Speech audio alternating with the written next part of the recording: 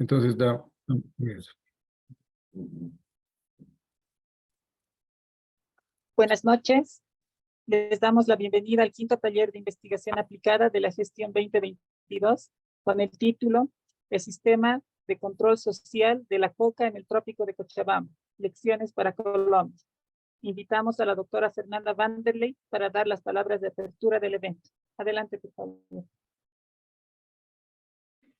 Muy buenas noches a todos y a todas a nuestro quinto taller de investigación aplicada de la gestión 2022. Para el Instituto de Investigaciones Socioeconómicas y la Fundación ARO, es un verdadero honor recibir hoy a todos ustedes para conocer los avances de la investigación, el sistema de control social de la coca en el trópico de Cochabamba, lecciones para Colombia. Esta es una investigación en colaboración entre instituciones de Bolivia y de Colombia, y que vamos a escuchar hoy interesantes avances, interesantes preguntas, interesantes respuestas. Es importante recordar que el taller de investigación aplicada es un espacio académico para discutir con mucha confianza trabajos en progreso, trabajos en proceso, donde tenemos la oportunidad de dar ideas, de tener un comentarista, y quiero agradecer a Roberto Lacerna, que está aquí, que nos acompaña de Ceres hoy, que nos va a dar importantes insumos para la continuación del análisis, de la investigación. Así que sin más, muy buenas noches, estoy segura que vamos a tener una muy interesante sesión.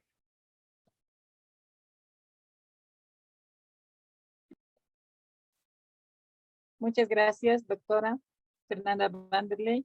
En esta oportunidad, las exposiciones estarán a cargo de la directora del Centro de Estudios sobre Seguridad y Drogas, CESED, doctora María Alejandra Vélez, y del investigador senior del Instituto de Investigaciones Socioeconómicas, doctor Jean-Paul Benavides, quienes han sido parte de la investigación El sistema de control social de la coca en el trópico de Cochabamba, lecciones para Colombia. Esta es una investigación desarrollada en colaboración entre el Centro de Estudios sobre Seguridad y Drogas de la Universidad de los Andes de Colombia, el Centro de Estudios de la Realidad Económica y Social, CERES, de Bolivia, y el Instituto de Investigaciones Socioeconómicas de la Universidad Católica Boliviana. Antes de que comience la presentación, invitamos a todos los participantes a que dejen sus consultas y comentarios en el chat de Zoom, ya que luego de la participación del comentarista, se abrirá un espacio para que los autores puedan responder las preguntas de acuerdo al orden en el que nos hayan llegado. También les pedimos que mantengan sus cámaras y micrófonos apagados. Ambos expositores contarán en total con 30 minutos para realizar su presentación. Damos la bienvenida en primera instancia a la doctora María Alejandra Vélez. Hola, bueno, buenas noches a todos y todas. No sé si me pueden confirmar que me oyen bien. Perfecto. Bueno, muchas gracias por el espacio, a Fernanda por la invitación a participar de este espacio. Como explicaba Marlene, la idea es que vamos a hacer una presentación a dos manos con Jean-Paul, contarles un poco los avances de esta investigación y sobre todo como el contexto de dónde surge la idea de estudiar esto. Y por ahí quisiera comenzar yo. Bueno, antes contarles, ahí están en la diapositiva quiénes son los otros investigadores que están afiliados a esta investigación. Beatriz Ramos y David Restrepo, que son del CESED, Gilda Yaguregui, que es afiliada al CERES, y bueno, Jean-Paul, que ya lo presentaron. Y esta es una investigación que parte de un contexto, llamémoslo así, regional de política de drogas, y es desde esta mirada que revisamos el caso del control social en el trópico de Cochabamba para entender si hay elecciones o no para el caso de Colombia. Entonces quisiera contarles un poco la motivación desde el caso colombiano y el caso, digamos, regional, de por qué es interesante revisar el caso de control social y algunas de las lecciones. Quisiera comenzar con este gráfico que es bastante impactante. Es el gráfico con datos de Naciones Unidas que muestra la producción de las hectáreas cultivadas de hoja de coca en Colombia, Bolivia, Perú.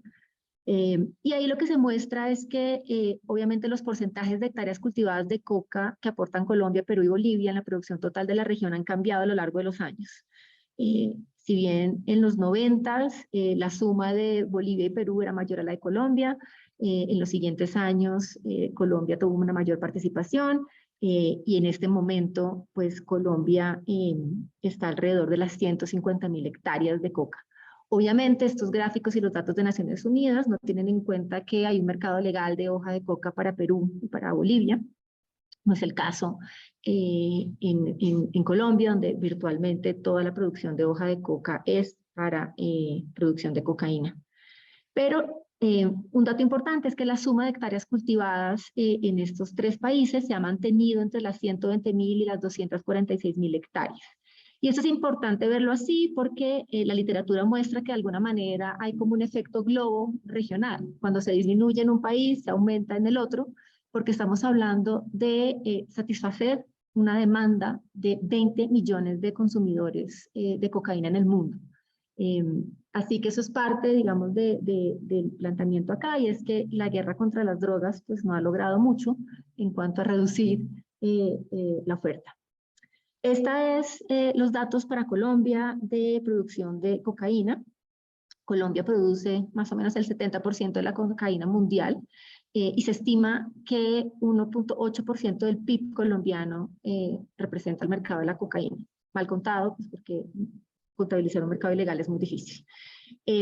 Las hectáreas de coca, al igual que la cocaína, han tenido una tendencia creciente a partir del 2015. Esto sería tema para otro seminario, pero básicamente esto ya se han hecho evaluaciones empíricas y se muestra que el último programa de sustitución, el marco del desarrollo alternativo que se anunció a partir del Acuerdo de Paz en Colombia, disparó las hectáreas cultivadas en el país. Y un dato que personalmente me motivó a estudiar este tema es que el 50% de las hectáreas de coca cultivadas en Colombia están en zonas de manejo especial o, digamos, zonas estratégicas en términos ambientales. Si bien la coca no es el principal motor directo de deforestación en el país, es el acaparamiento de tierras, la ganadería extensiva, la coca se está expandiendo progresivamente en las zonas que son estratégicas en términos ambientales.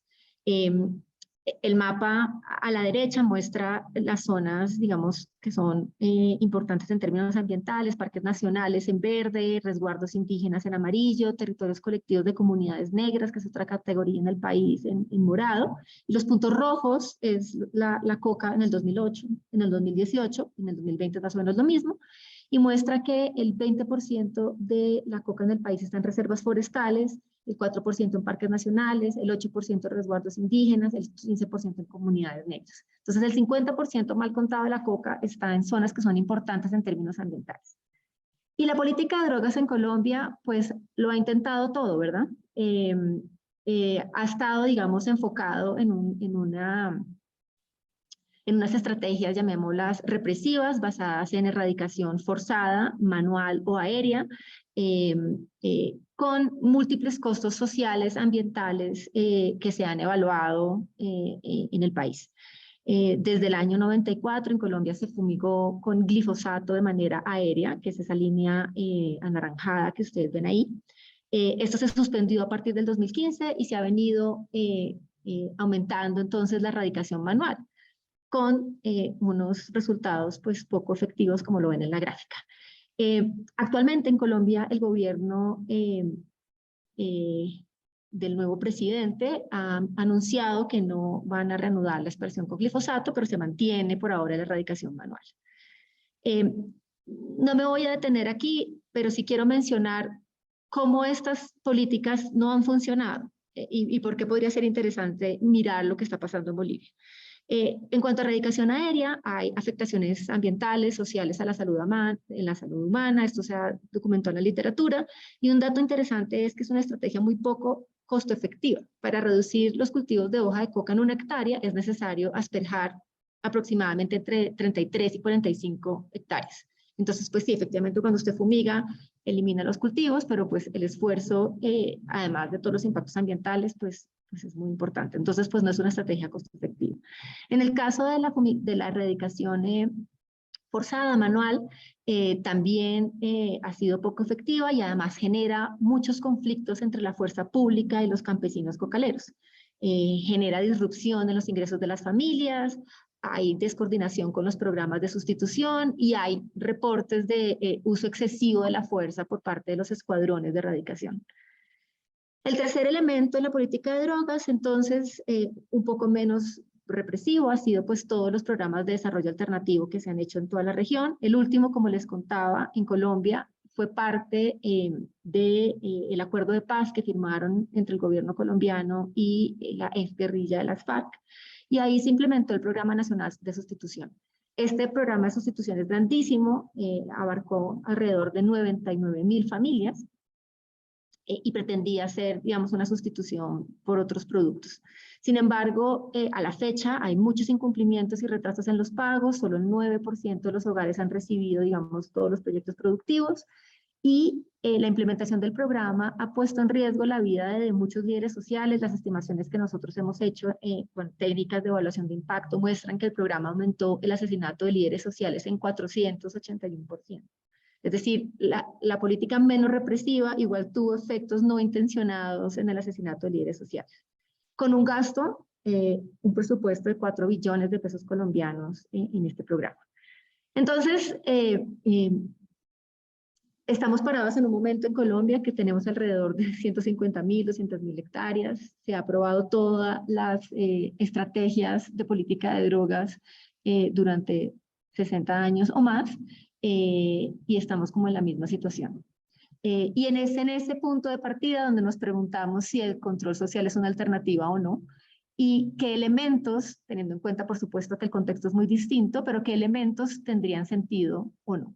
Y esa es como la motivación que nos hace empezar a mirar este caso, y ahí le doy la palabra a Jean-Paul.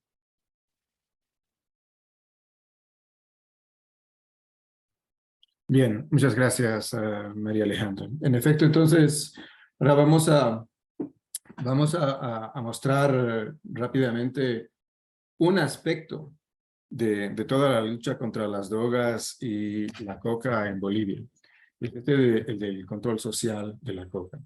Como ya lo hemos dicho al principio, esta es, lejos de ser una investigación terminada, estamos terminando una primera fase exploratoria y que ha constituido esencialmente de una revisión de la literatura y de un poco de trabajo de campo. Hemos hecho entrevistas a expertos, pero yo creo que sobre todo quiero resaltar las entrevistas que se han hecho a productores de hoja de coca en Chapare, ¿no? Hemos hecho una cantidad de entrevistas hasta que en cierto momento la información que recibíamos empezaba a ser redundante y no aprendíamos un poco más. Pero forzosamente no es una muestra representativa, es bien un estudio bien basado en estos casos cualitativos, ¿no? Se han hecho en los principales municipios del trópico.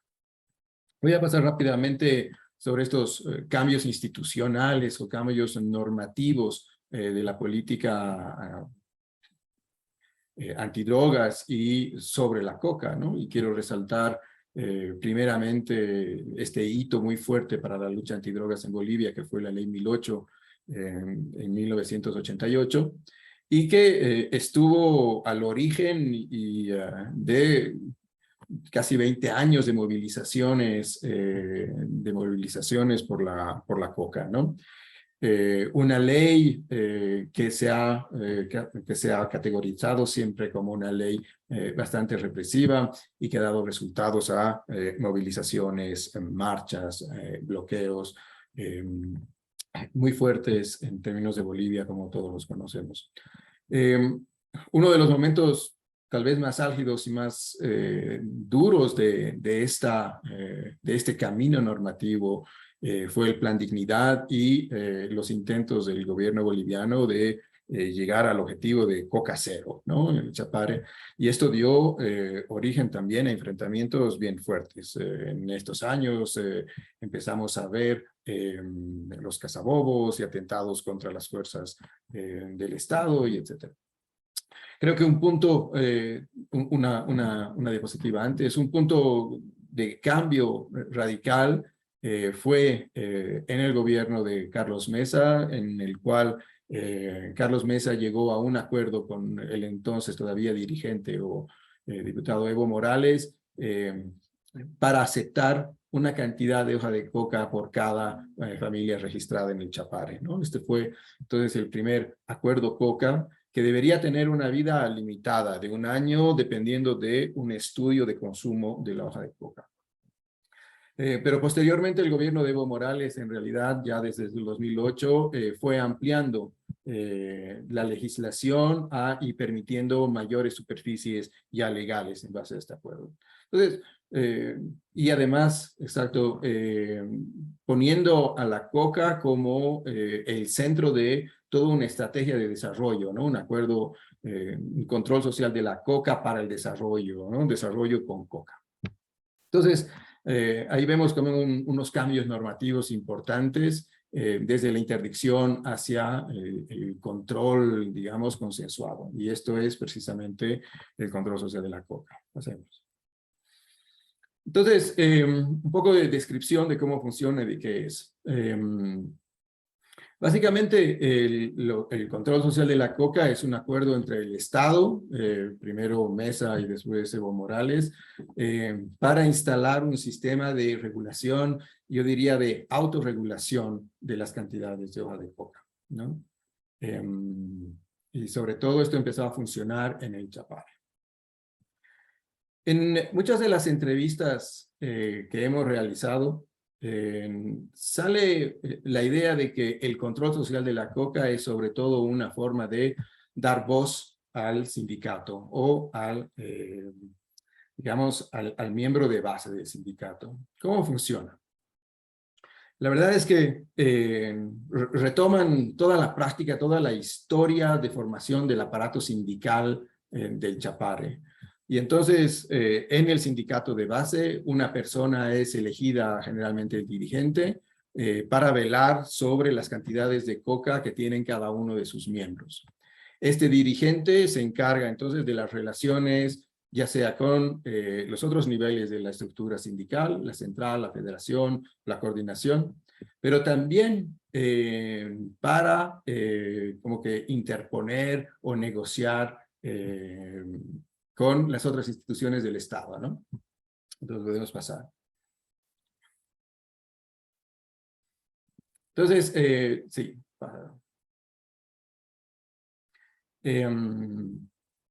Sí, pasa a la siguiente también. Okay. Entonces, este sistema instaura tal vez 3 niveles de supervisión.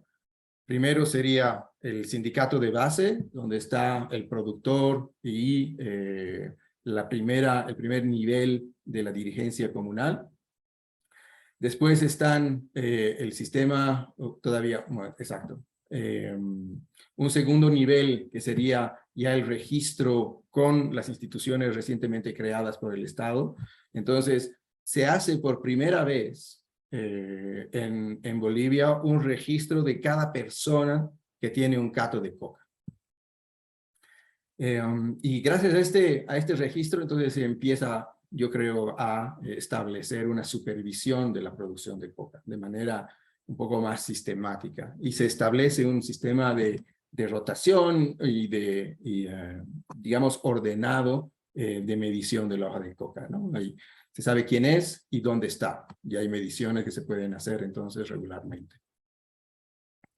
Entonces, el tercer actor, el tercer nivel de la supervisión es ya la introducción de la fuerza de tarea conjunta. Entonces, por un lado tenemos un registro que está asociado también a programas de desarrollo en términos económicos, y después, por último, está el otro nivel, el brazo, digamos, que era el brazo represivo de la fuerza de la tarea conjunta. y que entre los tres niveles y actores se acuerdan para hacer la regulación o hacer el control de la coca en el Chapare. Entonces, todo este sistema es bastante adaptativo. En general, no todas las sanciones o las formas de controlar o medir los chacos se aplican de la misma manera. Hay algunos sindicatos que pueden imponer castigos por ellos mismos y dicen, el que se pasa de las superficies legales, entonces le cortamos esa parte. Pero también pueden haber la decisión de decir, no, si se ha pasado, le cortamos todo el cato de coca. Entonces, hay toda una suerte de adaptación de quién es el dirigente y qué tipo, qué características tiene ese sindicato. Entonces, no todas las sanciones se imparten de la misma manera. Pasemos. Entonces, pueden ver si incluso las sanciones son individuales. Estas sanciones dependen. Y muchas veces encontramos casos que si hay una persona que no ha estado registrada, pero que ha vivido en el Chapare desde hace mucho tiempo, el dirigente puede solo hacer cortar la mitad de su cato, incluso si este no es registrado, un cato blanco, como llaman ellos. Entonces hay realmente una relación, una diferenciación a quién se le aplica qué sanción. Pero incluso si no lo mostramos aquí, también hay como una sanción colectiva a todo el sindicato. La central o la federación pueden como criticar o llamar la atención a todo el sindicato, ¿no? Entonces son realmente diferentes tipos de sanciones que encontramos. Pasemos. Entonces, en términos de la comercialización, también encontramos este control, ¿no? Los sindicatos controlan los papeles que debe tener una persona para llevar la coca a los mercados legales. Pero de nuevo, muchas veces encontramos que la gente que tiene un cato blanco, un cato que no está registrado, puede acceder a ciertos mercados legales, ¿no? Entonces, aunque no esté registrado. Entonces, de nuevo, vemos aquí esta idea de adaptación y de diferenciación de aplicación del sistema. Pasemos. Ahora, creo que cuando se hicieron cuando se hicieron el primer acuerdo de Cato, no tuvieron en cuenta los problemas que iban a tener y que se muestran tal vez ahora con un aumento de los cultivos. Y es que desde un principio, el registro de todos los miembros de los sindicatos no era un registro completo. Y cuando empezaron a hacer este registro para legalizar este cato de coca, no todos fueron registrados. Y muchas veces, incluso gente que había estado participando en las movilizaciones y en las marchas en los años 90, 80, no llegaron a registrar su cato. Puede ser porque en ese momento no se encontraban en el lugar cuando pasaron las campañas de registro, o simplemente porque no tenían los papeles, tal vez títulos de propiedad, o tal vez incluso de identidad, carnet de identidad. Entonces así, el proceso de licenciamiento, el proceso de tener el sistema, de estar inscrito, no fue completo. Y esto entonces causa un cierto nivel de conflictos por quienes tienen ese derecho. Y en el tiempo, creo, mayores presiones hacia la organización para aceptar mayor registro de cultivadores. Entonces, así encontramos que en los sindicatos hay una cantidad de catos blancos en funcionamiento.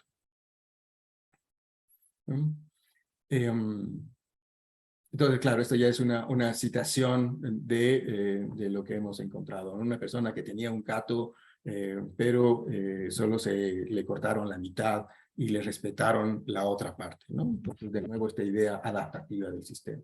Pasemos. Ahora, en términos de los efectos que encontramos con el control de la coca, el control final de la oferta es un control bastante moderado, ¿no? Entonces, a partir del 2003-2004 hubo un aumento leve, digamos, hasta el 2010, y encontramos un descenso de 2015 y después vuelve a subir hasta la fecha, ¿no? Entonces, realmente muchos autores, ¿puedes pasar? Entonces, muchos autores sostienen que realmente para controlar la cantidad de hoja de coca, este sistema ha tenido un efecto bastante moderado, ¿no? Algunos otros señalan que todo lo que se erradica se vuelve a plantar y que en realidad entonces el control social sería, qué sé yo, una forma muy poco eficiente de controlar el aumento. Bueno, pero lo que sí vemos, y como lo ha señalado María Alejandra, es que al final, si lo comparamos con Colombia, tenemos una casi estabilidad de las cantidades de las superficies de hoja de coca en el Chapare. Lo hacemos, ¿no? Sí, una más. No, todavía solo quiero la última parte de esta diapositiva, ¿no? Bueno, al final, en términos de la demanda de coca y los estudios sobre la oferta, nos siguen mostrando que las cantidades de hoja de coca producidas en Bolivia exceden lo que se necesitaría para cubrir la demanda según digamos, los usos tradicionales, ¿no? Entonces, de nuevo, este efecto limitado.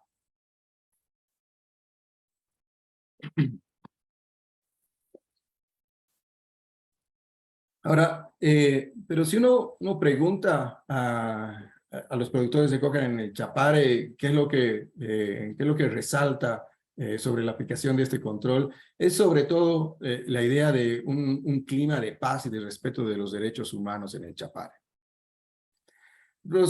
Ya lo he mencionado con las primeras fases, digamos, de la legislación antidrogas en el Chapare. Las violaciones, los excesos de la fuerza pública en la zona eran pan de todos los días. En cambio, ahora, con la relación, bueno, entre el Estado y los cocaleros y la aplicación de este control social, tenemos que estos han reducido de manera importante. Entonces, se ha transformado completamente, y aquí una citación, se ha transformado completamente la relación entre los productores de coca y las instituciones, incluso aquellas que son de la fuerza pública, ¿no? Entonces, claro, hay otro ambiente de trabajo sobre la coca o el control de las superficies. Pasemos. Bueno, entonces, finalmente, con la instalación de este sistema, a pesar de todo, se han generado estos nuevos conflictos, ¿no? No todos tienen las licencias, hay una presión y una gestión seguramente no tan difícil a nivel de la organización sindical para acceder a nuevas o otras licencias, otros espacios, ¿no? Y tal vez ahí viene un poco la explicación también de por qué Evo Morales finalmente termina ampliando las fronteras de la coca en Bolivia, ¿no? Aumenta todavía más las desigualdades entre el trópico y los yungas, y en el fondo, bueno, vemos los conflictos y las diferencias que han habido recientemente en Bolivia. Y claro, finalmente muchos cocaleros van a querer todavía plantar más hoja de coca, y lo que no es fácil dentro del propio movimiento cocalero y sindical. Pasemos.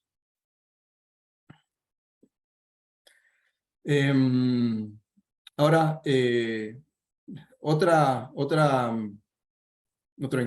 hallazgo, digamos, que tenemos es ya mostrado por otros autores, es que finalmente tenemos un cierto incremento en los precios, en los precios de la hoja de coca, ¿no? Menor oferta y, bueno, una demanda que sigue siendo importante. Entonces, pasemos rápidamente a las conclusiones para empezar a pensar qué lecciones podemos sacar de esta descripción del sistema de control de coca para Colombia. Y creo que el primero que debemos señalar es esta idea de disminuir la conflictividad en estos territorios. Y no es, al final y al cabo, no es un efecto secundario, menores violaciones de derechos humanos. Sin embargo, en términos de control de las superficies y de la oferta, ya sea para el consumo tradicional o ilegal, esta forma de control tiene serias limitaciones, o sea, no tiene limitaciones para controlar las superficies, ¿no? Bueno, en términos de la industrialización de la hoja de coca, claro, una mayor industrialización compite en realidad con una poca demanda que crear el mercado de industrialización, pero el gobierno por sus últimas acciones de crear una nueva empresa de industrialización de la coca seguramente tiene en vistas crear este mercado. Pero que debe tomar en serio el gran problema de la calidad de la cosecha, la calidad de la hoja de coca en el Chapare, ¿no? Esta es, sí, de muy difícil consumo directo, digámoslo así. Pasemos. Entonces, ahora con esas breves conclusiones paso la palabra otra vez a María Alejandra. Gracias, Jean-Paul. Bueno, como nosotros vemos esta lección, digamos, del caso de control social es, digámoslo así, un mecanismo transitorio ante un escenario prohibicionista. O sea, yo no veo o no vemos el control social como un sistema que va a reducir la oferta de la hoja de coca. De hecho, creo que ninguna de las políticas de drogas va a lograr eso, entre otras por esa demanda estable que ya les mostré, 20 millones de consumidores. Sin embargo, es un mecanismo que puede ser interesante. Yo creo que sí puede ofrecer lecciones para Colombia en la formulación de políticas, digamos, que desafíen la ortodoxia en el control de la oferta de políticas más represivas.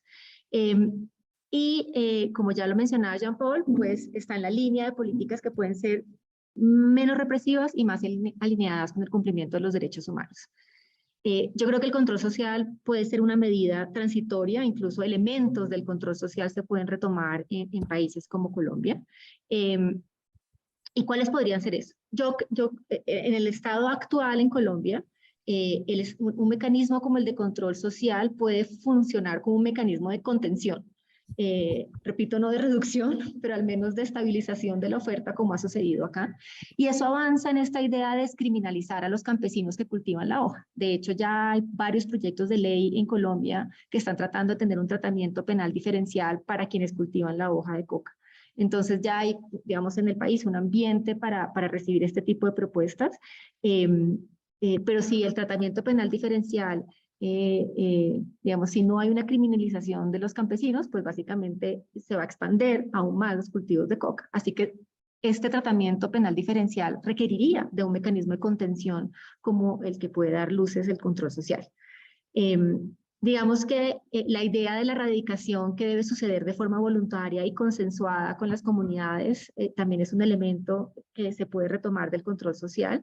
Y recuerden, digamos, el contexto de donde vengo yo, y es un país básicamente en guerra, donde está muy cuestionada la legitimidad de la fuerza pública en esos lugares donde no ha llegado el Estado.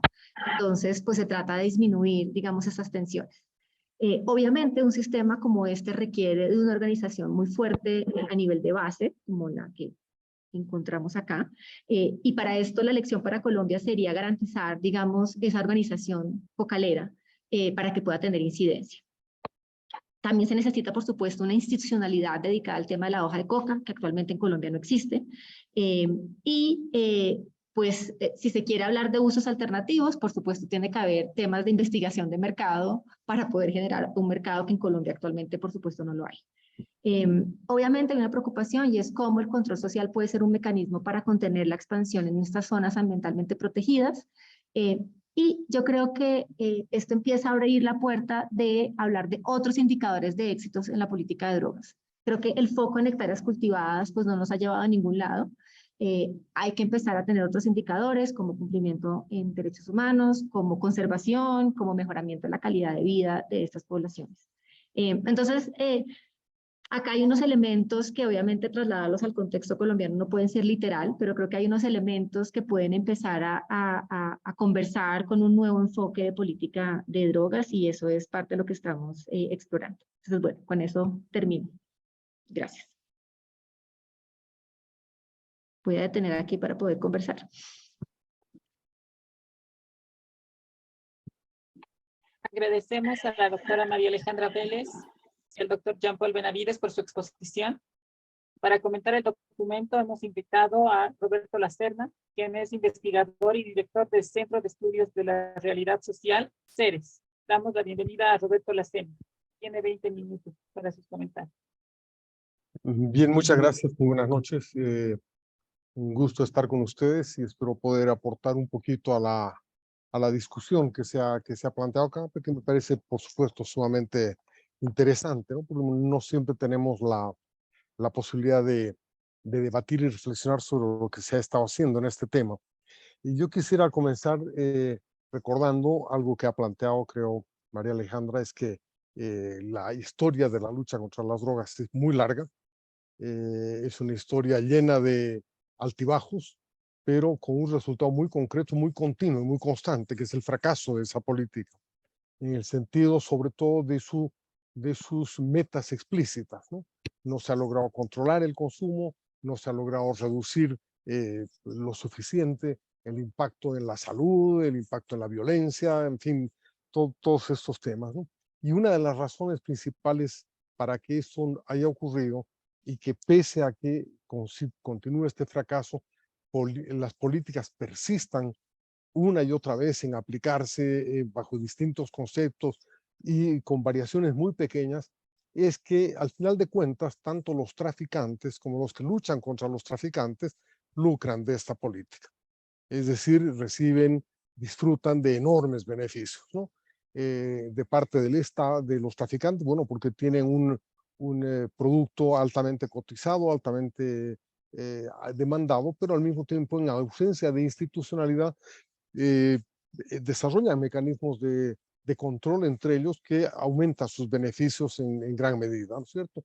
Parte de la lucha por controlar accesos a mercados, rutas de transporte, acceso a los productores y proveedores, en fin, eso les genera. Entonces hay una enorme distancia entre el precio de la hoja de coca o el costo de producción de la hoja de coca y el precio al que se vende la cocaína en las calles de las grandes ciudades, ¿no es cierto? La diferencia es tan grande que el precio de la coca puede triplicarse y no afecta en absoluto el costo de producción de toda la cadena, ¿no es cierto? Ese es un tema y eso me parece que es un tema importante a tomar en cuenta para una discusión futura, ¿no? En segundo lugar, obviamente también en esta política los estados han aumentado muchísimo sus presupuestos y entonces las aduanas, las policías, los fiscales, los jueces, etcétera, tienen un tratamiento especial cuando entran a la lucha contra las drogas, tienen premios, tienen salarios especiales, en fin, y terminan ganando adicionalmente con esta política. Y en general hay también una gran cantidad de otra gente que gana mucho prestigio y gana discurso político, gana apoyo político, porque articulan el discurso represivo con temas de salud, con temas ambientales, con temas de institucionalidad democrática, etcétera, ¿no es cierto? Entonces, tenemos que recordar eso si queremos pensar en una política antidrogas, para saber que no todos los que están en el lado de el cultivo o la lucha por ampliar las fronteras de las drogas o la lucha por controlar la frontera pueden ser aliados en un cambio de políticas, porque ellos juntos están beneficiándose del fracaso continuo de esta política. En este marco, yo creo que hay que tomar en cuenta este estudio que es interesante como un caso realmente muy pequeñito, ¿no? De hecho, los cultivos del Chapare no representan más que el 5% del total de cultivos en este momento, ¿no? En algún momento fueron más importantes, fueron mucho más importantes, pero en este momento es un cultivo, digamos, en el mercado global, es un área marginal, ¿no? En términos de la producción de coca. Y lo que se está haciendo aquí en esta zona, que es muy local, muy pequeña y muy concentrada, además, porque es un área casi limitada fácilmente, ¿no es cierto?, con continuidad geográfica. Estamos hablando de un proceso de legalización parcial con regulación controlada. Ahora, con un gran mecanismo de disimulo. O sea, no es una legalización explícita, es una legalización simulada y disimulada y escondida detrás de discursos de justicia social, de equidad, de participación campesina, etcétera, ¿no? Pero en realidad estamos avanzando en un proceso de legalización. Porque, como ustedes mismos han recogido muchos de los testimonios, no solamente hablan de que ahora, bueno, claro, la policía nos pide permiso para entrar y nos trata bien, qué sé yo, pero eso está dando también espacios de libre comercialización y de libre producción de cocaína, ¿no es cierto? Entonces, sabemos que una parte de la coca tiene que ir a los mercados, ¿no? Lo que decía Jean Paul, nuestros permisos especiales que incluso se comercializan aparte. Oye, ya salió 3 veces, te puedo dar el mío para que tú salgas. Todos los decatos blancos salen y simulan y disimulan. Bueno, ¿dónde está el resto de la coca? Y se está haciendo cocaína. Y ahí en sus testimonios también mencionan cómo las comunidades, los campesinos, toleran y se involucran en la producción de cocaína. Entonces, es un proceso de legalización disimulada. Y creo que sería muy bueno para el debate futuro decirlo explícitamente. Es decir, aquí se dijo que esto iba a ser para controlar los cultivos, etcétera. No se lo ha logrado. Se han reducido la violencia, se ha reducido el conflicto, etcétera, se han reducido las violaciones de los derechos humanos, pero al mismo tiempo se ha creado un mecanismo que demuestra que la producción de cocaína, desde la planta hasta la cocaína, etcétera, puede ser regulada con participación mixta de las comunidades, de los propios campesinos y de la policía cuando las cosas exceden cierto límite. Entonces, eso me parece que le da un mayor interés al trabajo, ¿no? Quisiera también recordarles algunos problemas para la aplicación de esta política al caso de Colombia, ¿no? Que son las peculiaridades que tiene el caso de Chapare, que no sé hasta qué punto pueden replicarse en Colombia, ¿no? La primera es el rol de la coca, propiamente dicha, en la economía familiar diversificada de los campesinos, ¿no? Para la mayor parte de ellos, la coca es uno de varios productos. No hay no es un monocultivo, digamos, ¿no? Entonces les ha resultado a ellos relativamente fácil decir, bueno, ya en vez de producir 3 captos, que es lo que puede producir una familia, voy a producir uno nada más, va a mejorar el precio, qué sé yo, y no me van a fregar los policías, etcétera. Y eso me va a permitir tener el flujo que necesito, porque la clave de la coca no es la rentabilidad del cultivo en el largo plazo, es la posibilidad de vender de manera relativamente, de ir al mercado de manera relativamente continua. Lo que en inglés se llama un cash crop, es una fuente de provisión de dinero en efectivo, ya sea para hacer inversiones pequeñas, para la subsistencia, etc. Entonces, la coca es un instrumento que les permite a ellos consolidar también los otros cultivos. Si ustedes se fijan en los 50 años que se produce coca en el Chapare, no ha dejado de producirse arroz, no ha dejado de producirse yuca, no ha dejado de producirse palta, papaya, naranjas, mandarinas, etcétera. Es decir, la expansión de la coca ha ido acompañada de una expansión general de la economía agrícola diversificada de los campesinos.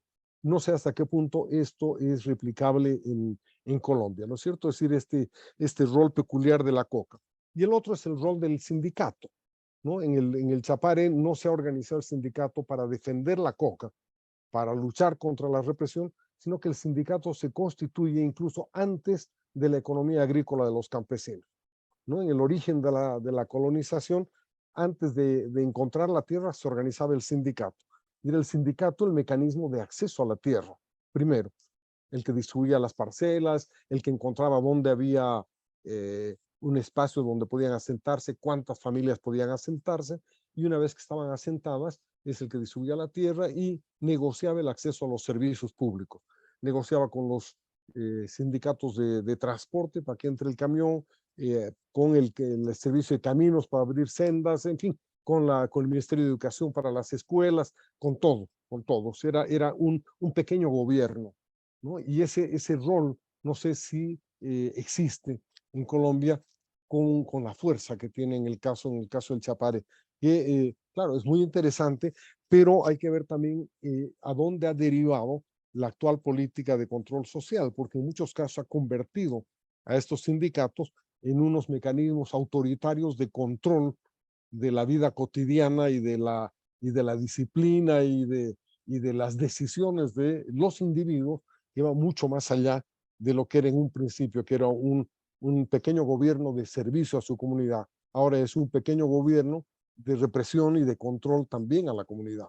Y esto es lo que ha hecho que el Chapare sea también lo que se llama la fuente de la guardia pretoriana del gobierno del MAS, ¿no? Es decir, y es por eso que Evo Morales no suelta, ha soltado el gobierno nacional, pero no suelta el control de las federaciones de cocaleros, ¿no? Una vez que se tomó el control de las 5 federaciones hace ya más de 20 años, pues no volvió a soltarlas nunca más, porque ese es un mecanismo por el cual él maneja una capacidad de presión sobre el Estado anterior y sobre el Estado actual muy, muy grandes, ¿no? Y eso no se explica solamente por sus virtudes de caudillo, de líder, etcétera, se explica en gran medida por este papel coercitivo que tienen los sindicatos en que se han convertido los sindicatos cocaleros. Termino con esto entonces señalando que es evidente que el Cato por familia estabilizó los cultivos a un costo mucho más bajo, porque no se olviden también que antes para la erradicación se abonaban compensaciones en efectivo, llegando a abonarse hasta un equivalente a $2,000 por hectárea, ¿no es cierto? Que los campesinos recibían y utilizaban para volver a hacer almácigos y volver a cultivar un poquito más lejos, ¿no es cierto? Ahí se fue muchísimo dinero en erradicación voluntaria compensada, que ese es un tema que no sé si se ensayó en Colombia, pero fue muy efectivo en un tiempo acá, ¿no? Por lo menos hasta el año 2000, 2001, fue muy efectiva porque en algún momento se dijo, miren, estamos en el último año, los que vienen este mes tendrán $2,000, el próximo mes 1,800, después 1,500 y a los últimos no le vamos a dar nada. Entonces, los campesinos hacían cola para erradicar hasta que se llegó a ese cerca de la nada cuando empezó la movilización, la rebelión. Pero, en fin, ese es otro tema. Es evidente lo que ustedes plantean que ayuda a estabilizar la producción de coca, la expansión, y por supuesto disminuye la violencia. Eso es casi de perogrullo, digamos, ¿no? Si no aparece la policía no va a haber violencia, si no hay represión no va a haber reacción, en fin, se van a respetar los derechos humanos. Pero al mismo tiempo creo que hay que tomar en cuenta que la manera en que se ha implementado esta política acá, que ha sido una manera no solamente de acuerdo, sino de complicidad entre el gobierno y los sindicatos, ha erosionado mucho la institucionalidad estatal, ¿no? Digamos, incluso ahora mismo uno dice, bueno, ¿qué parte de este sistema está dominado o controlado por el Estado? ¿Están realmente funcionando sus sistemas geográficos o todo pasa por el acuerdo dirigente, porque incluso en las entidades estatales los que están controlando, manejando y siendo autoridades son dirigentes, ¿no? No hay separación alguna, es una corporación productiva que ha penetrado al Estado y que es parte del Estado. En segundo lugar, como decía, fortaleció los sindicatos como instrumentos de control político, y este es un elemento que no me parece menor, porque finalmente la coerción o la cooptación, el evitar que las personas puedan decidir políticamente sus ideas, etcétera, es también una violación a sus derechos humanos, ¿no? No hay que se está reemplazando una por otra y eso tampoco es aconsejable, ¿no? En ese sentido ha puesto a las familias campesinas bajo un mecanismo autoritario que restringe sus libertades y esto hay que tomarlo en cuenta, y le ha dado al Estado o al gobierno de turno, al que logra esta relación de complicidad, un mecanismo de manipulación política, ¿no? El que no logra esa relación de complicidad está listo, va a tener siempre dificultades, porque además el Chapare está en el centro neurálgico del país, y está sobre carretera y la vía de comunicación principal entre Santa Cruz y La Paz. Pero el que no logra, digo, esta complicidad, tener problemas, el que sí logra, los que tienen problemas son los demás, ¿no? Es el conjunto, la democracia. Y en ese sentido, yo creo que sería más bien interesante plantear esta experiencia, no como una experiencia destinada a controlar cultivos, sino como una experiencia de legalización simulada del narcotráfico, que ha tenido ciertos resultados positivos, ciertos resultados negativos, pero que podría llevarse a cabo en un contexto distinto como un proceso de legalización limitada, regulada o autorregulada de la producción y lucha contra de la producción de drogas, ¿no? Porque ya lo hemos visto, esto debería enmarcarse en un reconocimiento del fracaso de largo plazo, ¿no? Y no solamente como lo ha planteado el presidente Petro, como un problema de qué cosa hace más daño, la cocaína o el carbón o los hidrocarburos, porque ese es un discurso que no va a ir a ninguna parte, ¿no es cierto? Es un discurso que debería ser mucho más maduro, decir, miren, tomar o no tomar cocaína debe ser decisión del consumidor. El consumidor debe estar bien informado y hay que llevarle una cocaína de buena calidad que le cause los menos problemas de salud posible y él sepa cuál es la dosis que se va a meter por la nariz o donde sea, no importa, ¿no es cierto? Ese es el tema central de la legalización regulada, como prácticamente ocurre con muchísimas otros productos perfectamente legales, ¿no? Y obviamente hay que ver en qué medida este proceso puede al mismo tiempo, ¿no es cierto?, fortalecer el sistema institucional, fortalecer la democracia y fortalecer la representatividad del resto de la sociedad en el manejo de las políticas estatales. De otro modo, lo que vamos a tener es una situación de disimulo y habremos trasladado la hipocresía de la lucha contra el narcotráfico a una legalización que no quiere decir que es legalización, ¿no? Yo creo en ese sentido los invito a ser más bien un poquito más audaces en la presentación de su informe, ¿no? No solamente como algo que es interesante porque es medio blanco, sino es interesante porque está avanzando, como tú decías, María Alejandra, en un proceso de transición hacia una nueva política. Y creo que en eso no está malo, por lo menos desde la academia, ser suficientemente francos. Muchas gracias.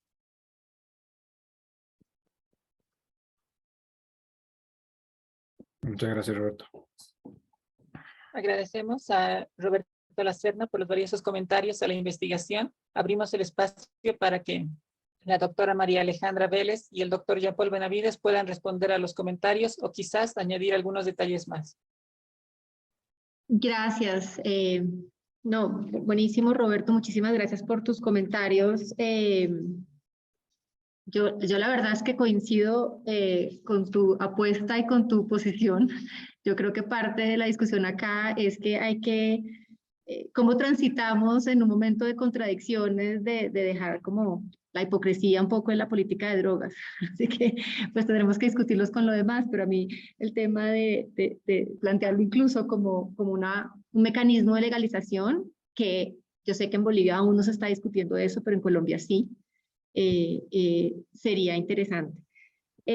Yo quisiera reaccionar a algunos de los elementos de qué realmente tiene paralelo con Colombia, y de acuerdo que estamos hablando acá de un caso muy pequeño y habría que plantearse dónde hay luces para Colombia, pero la economía, digamos, campesina, diversificada que tú describes del campesino cocalero del Chapare es tal cual el campesino cocalero en Colombia. Digamos que cuando se imaginan el narcotráfico en Colombia, se imaginan a Pablo Escobar, pero lo cierto es que las 200.000 familias que se dedican al cultivo de la coca solamente participan de ese eslabón de la cadena, y lo mismo que tú dijiste, es un cash crop que ni siquiera es por rentabilidad, es porque tiene la compra asegurada, y eso es un dinero que utilizan para invertir en otras actividades. Entonces estamos hablando de la misma economía campesina, que la gente ni siquiera se está enriqueciendo con esa economía, pero está garantizando, digamos, un ingreso. Pues eso sería tema para otra charla, pero la economía campesina que describes es lo mismo.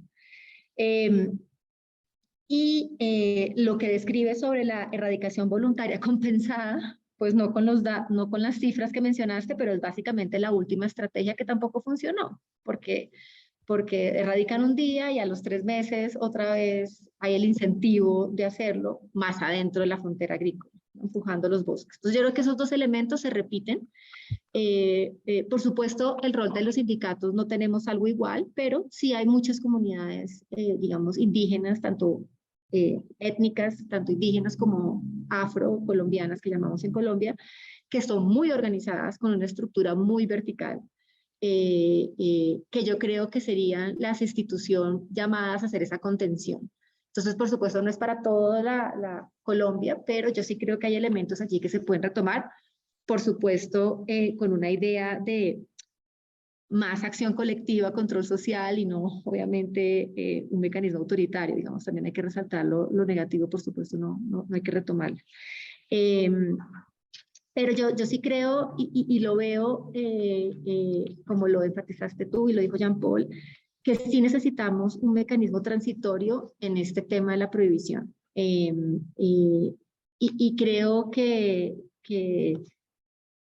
yo quisiera verlo más allá que un tema de futurología de la academia, sino realmente empezar a pensar y a tratar de desenredar cómo podría ser esto en el futuro. Y yo creo que un mecanismo de este estilo, sin todas las particularidades del caso boliviano, tienen unos visos de cómo podría ser una transición regulada. Y como les decía, en Colombia ya se está hablando de despenalizar la parte del cultivo, aunque la parte de la cocaína no, cuando sabemos en Colombia que toda la coca en Colombia es para la cocaína. Entonces, estamos en un momento de manejo de contradicciones. Y esto puede ser pues algunos elementos interesantes, pero anotadas todas tus recomendaciones, muy interesante. No sé si quieres, Jean-Paul, reaccionar tú también.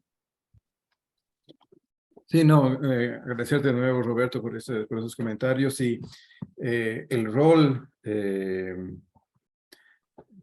del dirigente del sindicato, sobre todo de la estructura tal vez superior de la organización sindical, es algo que nos ha llevado a discusión. Hemos estado hablando de ese tema, ¿no? Y evidentemente hay un aparato coercitivo y es un aparato movilizador. Estas características de funcionamiento de la estructura sindical han sido las que han permitido movilizar durante 20 años a una cantidad importante de gente, ¿no? Y esto es cierto, pero también creo que a nivel de base, a nivel del sindicato de base, hay otras cosas interesantes que se pasan. Y esta idea de adaptación, es decir, que una regla se adapta según las condiciones, es parte del éxito movilizador de las organizaciones sindicales. Tienen una función, hay un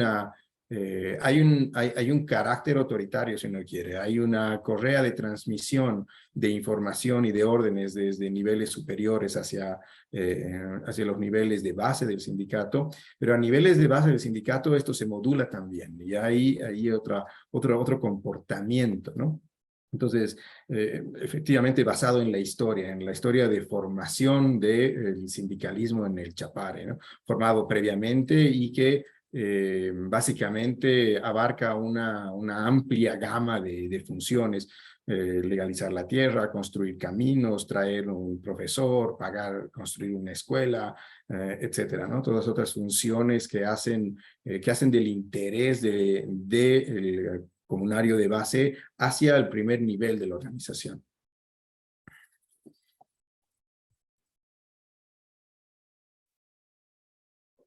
Bien.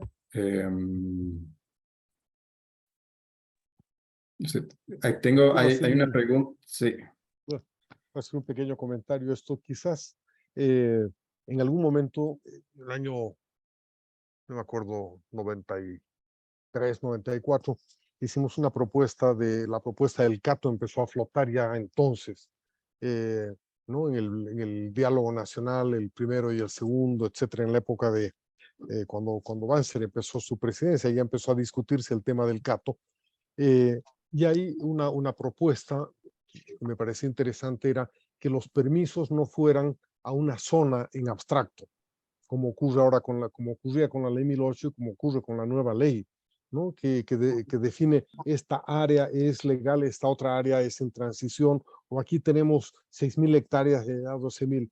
Pero a partir de esa definición, que es lo que podría tal vez funcionar en Colombia, porque tiene una institucionalidad estatal más más consolidada, pensar en la posibilidad de otorgar permisos individuales, ¿no es cierto? Entonces, en esta área yo tengo, qué sé yo, la posibilidad de otorgar 6,000 permisos, ¿no es cierto?, a campesinos que cumplan estas condiciones. Tienen los títulos en propiedad, están pagando impuestos, no van a utilizar determinado producto químico, van a respetar el medio ambiente, van a cultivar otras cosas, etc. Entonces, eso me da legitimidad para decirles, miren, ustedes tienen aquí 6,000 trabajadores, 6,000 familias que pueden producir coca con este permiso, y si alguien más lo hace, pues vamos a erradicarlo. Pero esto supone, claro, una negociación, y en el caso de Colombia es mucho más explícita, tendría que ser mucho más explícita, es decir, miren, Colombia va a producir ya no 200,000 hectáreas de coca, solamente va a producir 100,000 hectáreas, vamos a reducir a la mitad la cantidad de cocaína que se produce, y posiblemente esto obligará a Perú a ver otros mecanismos de control, etcétera. Pero en los hechos, digamos, eso puede compensar a los campesinos, incluso para pagar impuestos, porque suben los precios. Eso no va a afectar en gran medida el costo de producción, como hemos visto en la cadena, porque los márgenes de ganancia son inmensos, pero puede ayudar a demostrar que se puede avanzar, ¿no es cierto?, en proceso a la base de responsabilidad individual y no de responsabilidades abstractas o otorgadas a corporaciones que pueden convertirse en mecanismos abusivos. Ese era, por supuesto, en su momento esto fue rechazado, nunca funcionó, y apareció este otro mecanismo sobre la base de los sindicatos, ¿no?, y con las consecuencias que ustedes han detallado también. Pero es una sugerencia nada más. Gracias. Muchas gracias a Roberto Lacerna. Muchas gracias también, estimada doctora María Alejandra Vélez y estimado doctor Jean-Paul Benavides.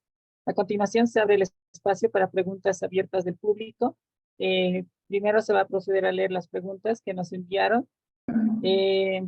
La primera pregunta es de Joaquín Chassin, que dice, ¿tienen conocimientos si el SISCOCA, Sistema Único de Coca, está funcionando como sistema de monitoreo y control? Gracias. Perdón, ¿puedo sugerir algo? Sería interesante tal vez reunir varias preguntas, tanto del público que está con las manos levantadas, y ahí devolver un conjunto de preguntas a los autores. ¿Les parece bien? Sí, de acuerdo. Claro. Bueno, Recojamos la varias. otra pregunta es de Claudia Murillo Casanovas. Ella consulta, ¿consideran que el control social permite o permitirá una expansión del cultivo de hoja de coca a otras regiones del país, áreas protegidas? Y bueno, también ahora le pedimos a Boris Braniza que pueda realizar su consulta, por favor. Ok, buenas noches, gracias. ¿Me escuchan? Sí. Sí. Bueno, felicidades a los expositores por la presentación, muy interesante, también muy interesantes los comentarios de Roberto. Yo tengo tres preguntas que son también un poco comentarios. La primera es, si pensamos en términos de cómo funcionan los países Bolivia y Colombia, ¿cómo perciben ustedes el control que tiene el Estado sobre su territorio? ¿Es comparable realmente el caso de Colombia y el caso boliviano, en particular con las regiones cocaleras? Esa es una pregunta que tengo. La segunda es más bien un comentario, y me aterra cuando digo, bueno, este tema nos ayuda porque hay muchas violaciones frente a los derechos humanos de las personas, y lo que yo me pregunto es, ¿no somos capaces en Latinoamérica de lograr que los derechos humanos se respeten cuando haya un control sobre algo que está establecido? O sea, no deberíamos ir por ese lado. Y el tercer tema es, sale un poco del contexto Bolivia y Perú, pero siempre me lo he preguntado, y ustedes que son expertos quizás lo sepan, ¿por qué no se oye mucho del problema de la coca en Ecuador? Siendo que también es un país con cierta tradición, quechua y demás, y que también está en el área donde se puede producir. ¿Por qué siempre se habla tanto de Perú, Bolivia y Colombia? Muchas gracias. Gracias, estimado Boris. Ahora la doctora Fernanda Vanderlei puede hacer sus consultas. Yo creo que Leonardo estaba antes, pero después pasamos la palabra a Leonardo. para no perder tiempo. También quiero felicitar a los expositores, también al comentarista, ¿no? sobre esta importante investigación que sin duda alguna es un tema muy relevante en la agenda pública a nivel global y a nivel de América Latina y sin duda alguna de Colombia y Bolivia. Entonces, seguir analizando, ¿no? y buscando entender un tema tan complejo y tan difícil de tener evidencias como es el tema de la producción de hoja de coca y también el circuito del narcotráfico y todos sus impactos, ¿no? sociales, ambientales, políticos que se han mencionado acá. Complementando las inquietudes y los comentarios anteriores, yo quisiera hacer una consulta sobre el tema de lo que se ha hablado sobre la industrialización, ¿no? Yo creo que cuando hablamos de industrialización, ¿no? Como se ha planteado, tenemos aquí dos caminos, ¿no? Claramente se ha planteado la industrialización alternativa, ¿no? al circuito coca-cocaína. Pero también es importante considerar que la cocaína es una industrialización, ¿no? O sea, es una agregación de valor de la coca que tiene un mercado estable, ¿no? Como bien se ha planteado, ¿no? Y que tiene fuertísimos incentivos para la producción de la coca en el circuito coca-cocaína, ¿no? Entonces, ¿cuánto realmente el tema, por ejemplo, de la calidad de la hoja tiene relevancia dado los otros incentivos, ¿no? para mantener el mismo tipo de producción y de destino de esta hoja de coca a un tipo de industrialización. También sabemos, como bien también se ha planteado hoy, es el tema de que pese a ese control social en Bolivia, tenemos más bien, tal vez no, tal vez sea ¿por qué tenemos este control social? Uno de los efectos es precisamente la expansión de la industrialización, de ese tipo de industrialización y por lo tanto el avance en las industrias de cocaína, ¿no? la producción de cocaína, ¿no? En el territorio y por lo tanto el avance del narcotráfico. Entonces, dada este contexto, tengo dos preguntas. Una es el tema de cuánto de este control social, de ese tipo de control social, tiene efecto sobre la violencia que viene con el circuito de la cocaína, ¿no? con el narcotráfico. O sea, estamos avanzando hacia esto, ¿no? de ser solo productor de hoja, ¿no? a avanzar y tener más vínculos con el comercio, etcétera, etcétera. Entonces, ¿cuánto efectivamente este tipo de control ayuda o no a minorar la violencia que viene con el narcotráfico? Eso creo que porque sabemos cómo es la violencia en los países vecinos y estamos en Bolivia con este tipo de gobernanza o de regulamentación de la legalización simulada, ¿no? De la cocaína, cuánto efectivamente eso podría ser un efecto benéfico, ¿no? Y la segunda pregunta es también el tema de cuánto este tipo de legalización reglamentada, ¿no? como dice Roberto, que tiene que ver con el contexto político de Bolivia, ¿no? un gobierno donde el presidente siguió siendo el presidente de las 7 federaciones, entonces tenemos ahí como la base social de un gobierno que ha estado, de un partido que ha estado, ¿no? en funciones de gobierno ya por muchos años, cuánto este tipo, ¿no? de reglamentación no tiene un efecto negativo sobre los derechos humanos de los otros pueblos, que tiene que ver con la pregunta también que se hizo, ¿no? O sea, tenemos una expansión de la frontera agrícola, tenemos una expansión en áreas protegidas, en los territorios indígenas, y cuánto esta ese empoderamiento de estos actores y no tiene un efecto negativo sobre los derechos humanos de otros actores y también sobre el medio ambiente, ¿no? A través de la expansión de la frontera agrícola. Y sin duda alguna, reforzando también sobre la democracia, ¿no? Entonces aquí hay también efectos que tal vez serían importantes, por lo menos ponderar, ¿no? En el estudio, ¿no? Entonces, dejo ahí. Muchas gracias. A continuación, Leonardo Siles, para hacer su pregunta, por favor. Muchas gracias, buenas noches. Agradecer por la presentación, muy interesante.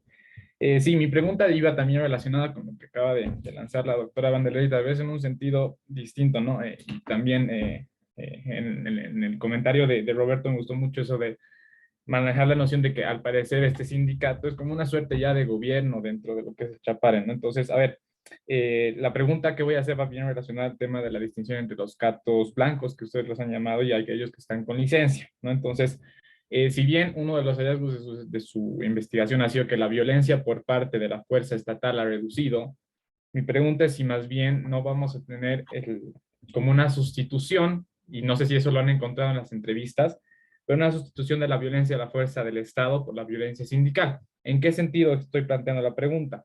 Es como si el sindicato ya no estuviera velando porque se cumpla el número de hectáreas que ha determinado el Estado, con las gráficas que mostraban, sino un número más rentable para el sindicato. Entonces, por ejemplo, digamos que alguien de un cato blanco quiere producir más coca, entonces mi pregunta es si es que ustedes en sus entrevistas no han encontrado o no hay algunos indicios que ustedes les puedan dar de que la violencia que antes estaba por el aparato represivo del Estado se haya sustituido y sea una violencia ejercida por el sindicato, ¿no? En el sentido de, bueno, nosotros te vamos a quitar tu cato o miel de producción. Entonces, esa es la pregunta que me parece bien interesante, ¿no? Muchas gracias.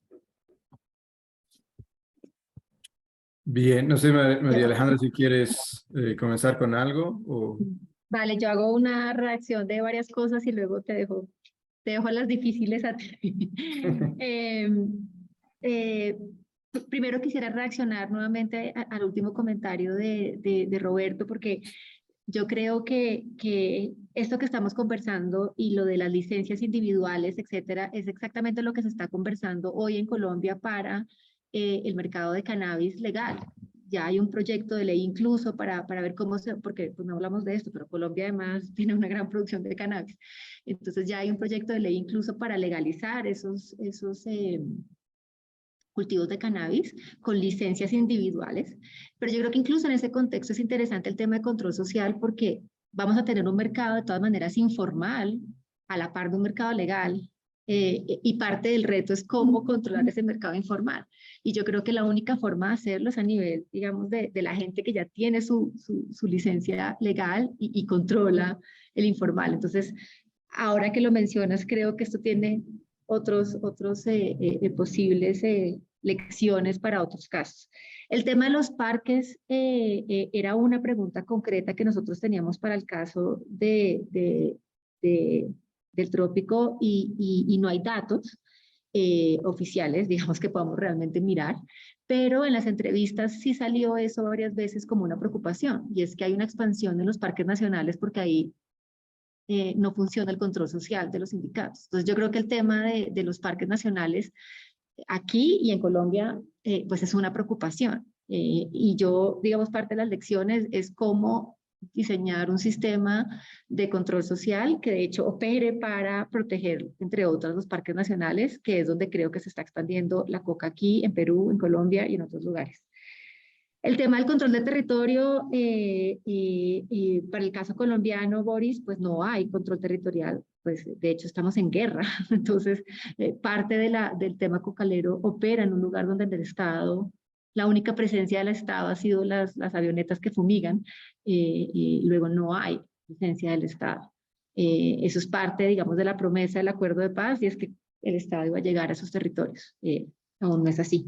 Ecuador es un misterio para todos los investigadores. Como no hay datos oficiales de Naciones Unidas, no sabemos qué tanto hay en Ecuador, en particular en la frontera con Colombia. pero nunca, digamos, no es parte de la jugada internacional.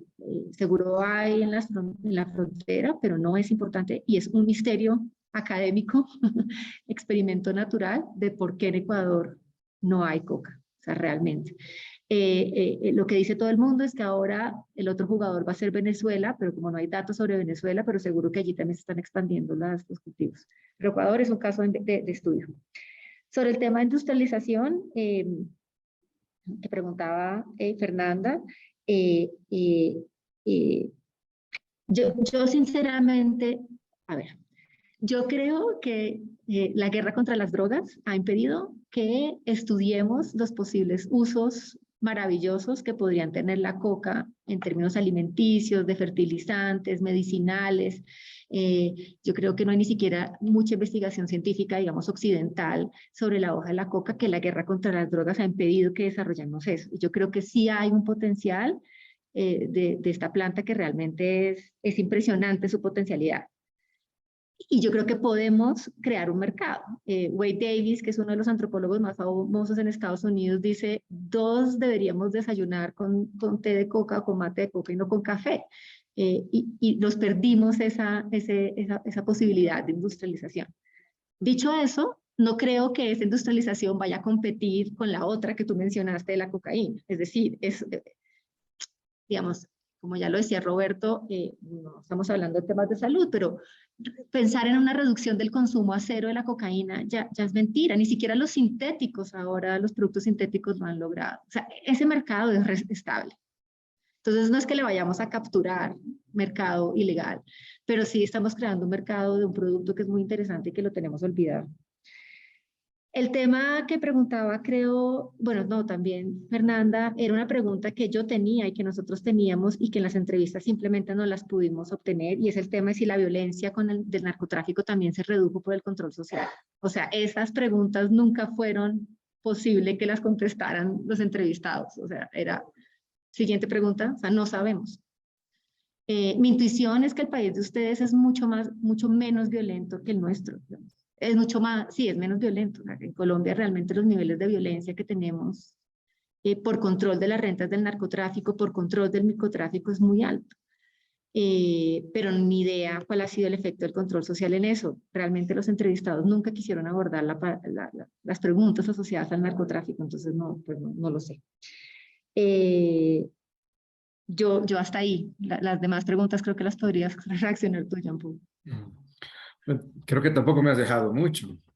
Creo que voy a intentar retomar algunos elementos de las preguntas de Leonardo, de Boris, y la que está aquí escrita por el chat de Joaquín Chacín. Entonces, Chacín nos pregunta si tenemos conocimiento si el SIS-COCA, el Sistema Único de Coca, está funcionando como sistema de monitoreo y control.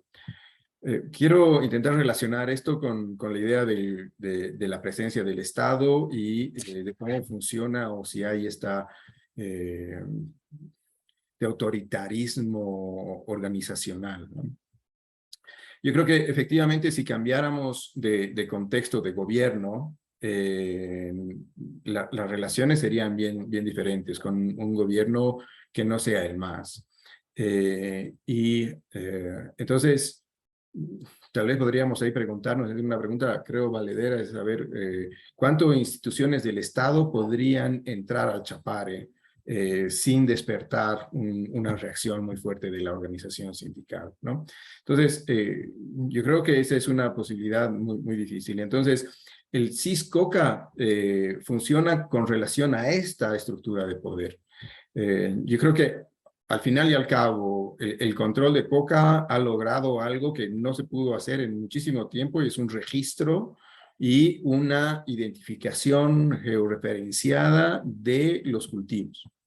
Me acuerdo cuando hacía mi doctorado sobre las movilizaciones de cocaleros en los 90, y hablaba con unos amigos economistas ahí en Francia, y me decían, pero es fácil, ¿por qué no se hace un control del Estado, un sistema estanco, y entonces ellos pueden saber dónde está cada coca, y etcétera? Eso es algo que no se podía hacer en los años 80, 90 ni 2000. Y solo la creación de ese sistema me parece un paso adelante hacia un monitoreo y un control. Que ese sistema de coca esté funcionando en su potencial, no creo. Está muy mediatizado por la relación, por el efecto o la intervención o el rol que tienen los propios sindicatos, ¿no? Entonces, creo que ese es un elemento bien difícil. Por más que podemos tener organizaciones muy fuertes en Colombia, creo que ese peso y ese control territorial del sindicato en el Chapare o de la organización sindical es bien fuerte, ¿no? Sí, creo que ese es mi aporte sobre esas preguntas. Espero haber respondido, satisfecho sus preguntas. Una pequeña referencia, quería hacer notar que obviamente siempre se ha pensado en usos alternativos de la coca para poder crearle un mercado alternativo que compita con el narcotráfico. Eso es bien difícil. La verdad es que justamente por los niveles de renta que tiene el narcotráfico, puede competir mucho, puede apropiarse, puede manejar pequeños ejércitos y de ahí nace su poder. Pero por un lado, no hay que pensar que la violencia está necesariamente asociada al producto, sino a las condiciones institucionales de su legalidad o no.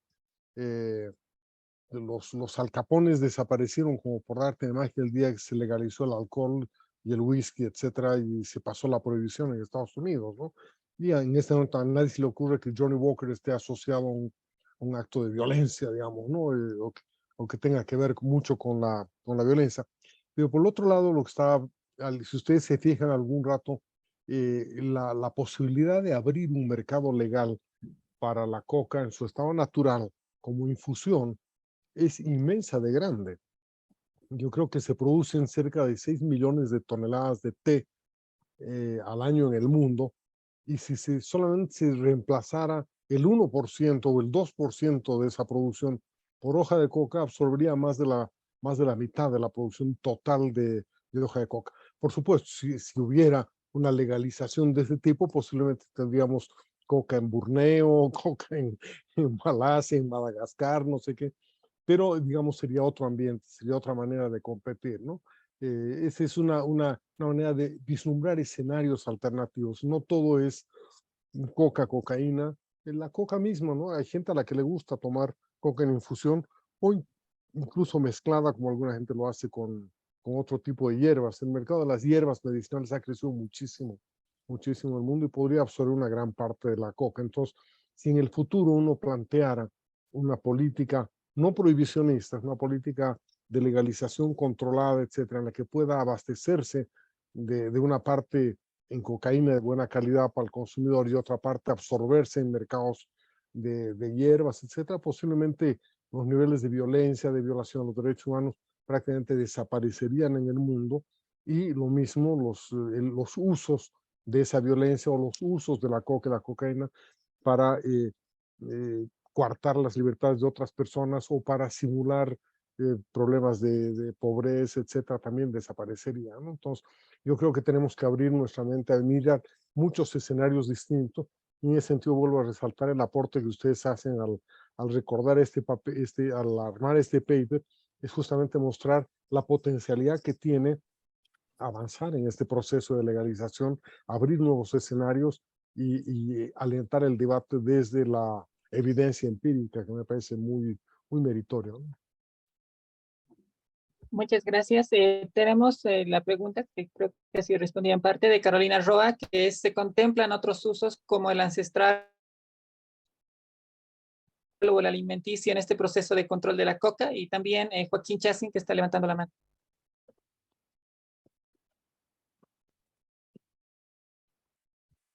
Adelante, Joaquín. Sí, ¿cómo están? Buenas noches. No puedo encender la cámara. Bueno, un saludo a todos los expositores. Gracias, estuvo bien interesante. Yo tengo así como 3 comentarios.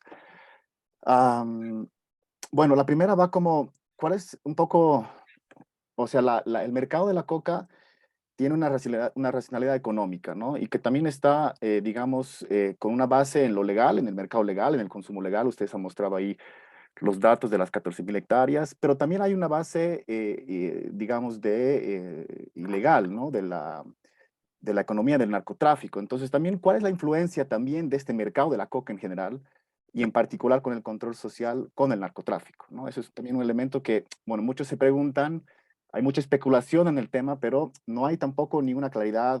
Sé que es difícil por las características del mercado, pero también habría que como que pensar ahí en la influencia, en la racionalidad económica detrás, ¿no? O sea, el campesino que tiene su cato de coca y los sindicatos, etcétera, ¿cuán proclives pueden estar, digamos, a vender su coca al mercado ilegal, ¿no?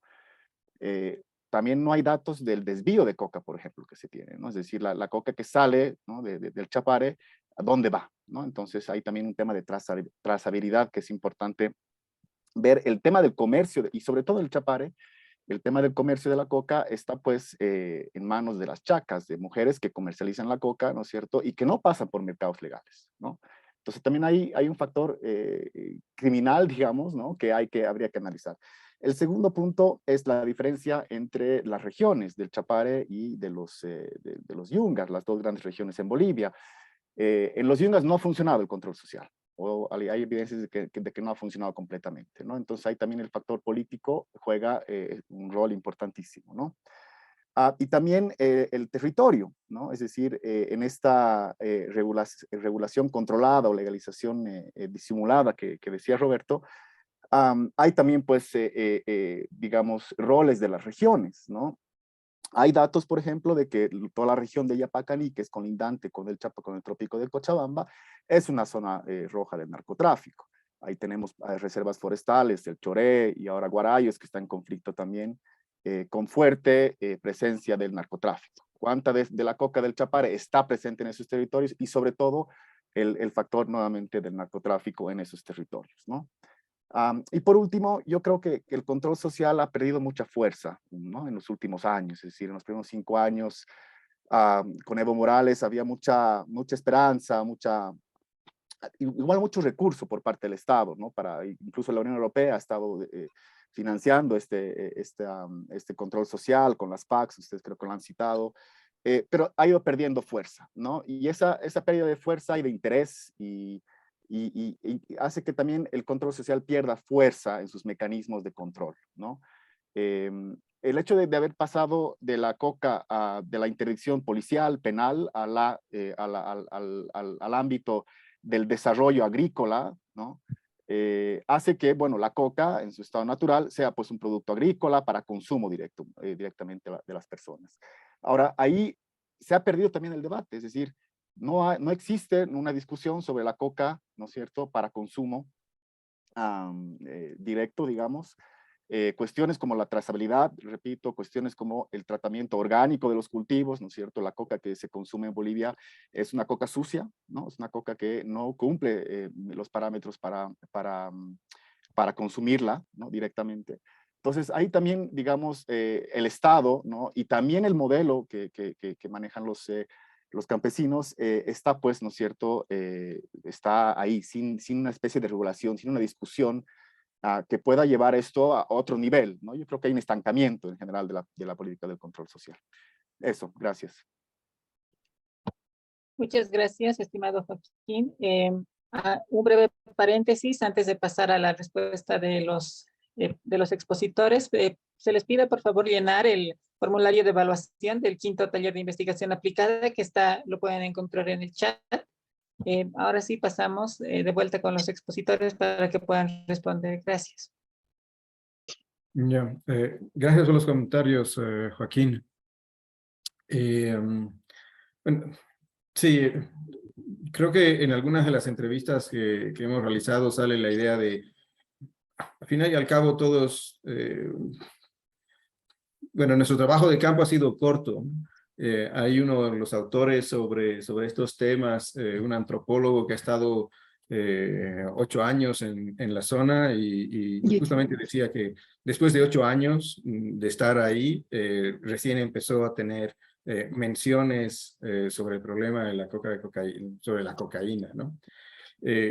Cuando yo estuve haciendo trabajo de campo allá por los 90 en el Chapare, era también un tema muy tabú y muy difícil de trabajar. Entonces, en el contexto de este trabajo, no es algo que hayamos podido, la relación entre los productores de coca y la cocaína, no es algo que hubiéramos podido establecer, pero se sabe que es muy común. Y yo tendría la idea también de que es también intermitente, es también como que conviene a ratos cuando no conviene, ¿no? Entonces, hacer una relación, una amalgama directa entre los productores de coca del Chapare con la cocaína y una relación como que directa, o sea, en el sentido de continua, etcétera, tal vez no es así, ¿no? Pero claro, todo el mundo termina beneficiándose. Y si haríamos un registro exhaustivo de todas las destrucciones de fábricas de cocaína, estas van por todo el país absolutamente, ¿no? Desde, veo que estás en el CESU, entonces desde la cordillera del Tunari, hay una gran cantidad de fábricas, ¿no? Bajándose el Chapare, yendo hacia Santa Cruz, pero también en el mismo alto de La Paz, etcétera. Entonces realmente hay una expansión nacional casi de la producción de cocaína, ¿no? Claro, ¿cuánto afecta esta relación? Es bien difícil de decir, ¿no? Pero en todo caso, creo que los niveles de violencia parecerían menores por esta cantidad de producción a los que encontramos en otros países, ¿no? Sí, creo que esa sería mi respuesta. No sé si María Alejandra quieres aportar algo, alguna reflexión sobre esto. Sí, yo quería reaccionar que aunque en las entrevistas y demás muy pocos mencionaron el tema del narcotráfico, es algo que no se quiere hablar, pues los datos gruesos disponibles que hay, con todas las falencias, pues es evidente que hay una cantidad de coca que va para el narcotráfico en el país. O sea, el autorizado es 22.000 y hoy hay mal contados 29.000 hectáreas. Entonces, pues ahí ya hay un diferencial que va para allá, más alguna otra que está autorizada y que también va para allá. Entonces, pues claramente es un mercado que está filtrado. Entonces, eso es un hecho. El punto, nuevamente, es que de todas maneras, porque acá siempre es como verlo en la perspectiva regional, a lo largo de los años hemos tenido en la región 200.000 hectáreas. Entonces, igual, y lo interesante es que Bolivia de todas maneras es mucho más estable que Colombia y el mismo Perú. Entonces, como ya lo decía Roberto, puede ser una legalización disimulada, pero de todas maneras sí es más controlada. Y yo creo que eso es el elemento que queríamos explorar acá. Y es, no nos preguntamos, y además porque es muy peligroso saberlo y no lo quiero saber, para dónde va esa coca, pero en temas gruesos es mucho más controlada que el caso colombiano. Yo creo que ese es el mensaje y el aprendizaje acá. Que yo creo que es una cosa interesante para pensarla pues, con todas las particularidades que ya hemos conversado. Muchas gracias a ambos expositores. Agradecemos al público también por su participación y por sus comentarios que sin duda enriquecen la investigación que se ha presentado. Les volvemos a reiterar la invitación de que puedan responder al formulario de evaluación del quinto taller de investigación aplicada, que puedan ingresar al enlace que se compartió por el chat de Zoom. A continuación, el director de investigación de la Fundación ARU, Wilson Jiménez, quien tiene una maestría en gestión y políticas públicas por el Harvard Institute for International Development, va a dar unas palabras de conclusión. Muchísimas gracias. Quiero agradecer a nombre del Instituto de Investigaciones Socioeconómicas de la Universidad Católica Boliviana y la Fundación ARU la presentación del documento y la investigación de los expositores. Muchas gracias, María Alejandra. Muchas gracias, Jean-Paul. Sin duda es un tema relevante que requiere enfoques y datos que están muy ocultos o a veces no se producen. Por eso el esfuerzo es encomiable para realizar una investigación de tanta calidad que tiene muchísimos aspectos, digamos, que son de importancia para ambos países. Quiero agradecer al doctor Roberto Lacerna. Hay una reflexión tremenda por la experiencia que tiene en el tema.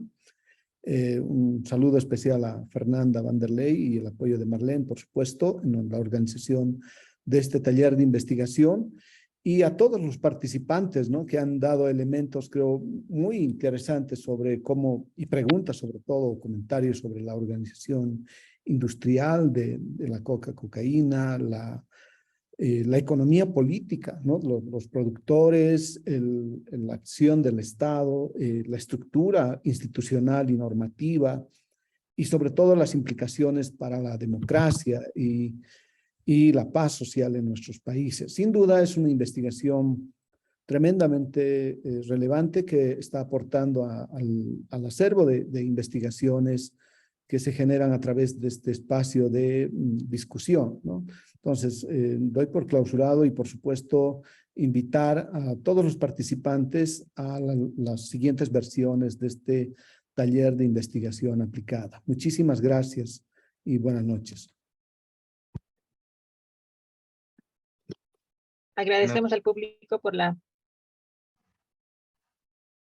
asistencia al quinto taller de investigación aplicada de la gestión 2022. Asimismo, reiteramos nuestro agradecimiento a Roberto Lacerna por sus valiosos comentarios y a María Alejandra Vélez y Jean-Paul Benavides por presentarnos los resultados de su interesante investigación. También a todos los miembros de la Fundación ARU del ISEC por hacer este espacio posible, y a la Fundación Hans Seidel y a la Universidad Católica Boliviana San Pablo por el constante apoyo a esta actividad académica. Con esto concluimos el quinto taller de investigación aplicada de la gestión 2022. Hasta luego y que tengan una excelente noche.